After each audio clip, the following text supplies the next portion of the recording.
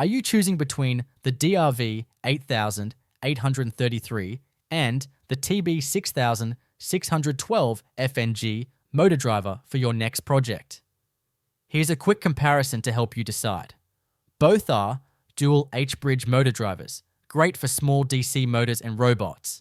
The DRV8833 supports a voltage range from 2.7 to 10.8 volts, while the TB6612FNG covers 2.5 to 13.5 volts.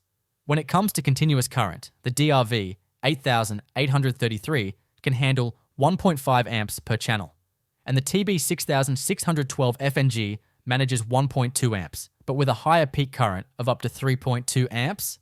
One key difference is protection. The DRV8833 includes built-in current limiting and a low-power sleep mode, drawing less than 5 microamps. The TB6612FNG lacks current limiting but has thermal shutdown and draws about 1 milliamp when idle.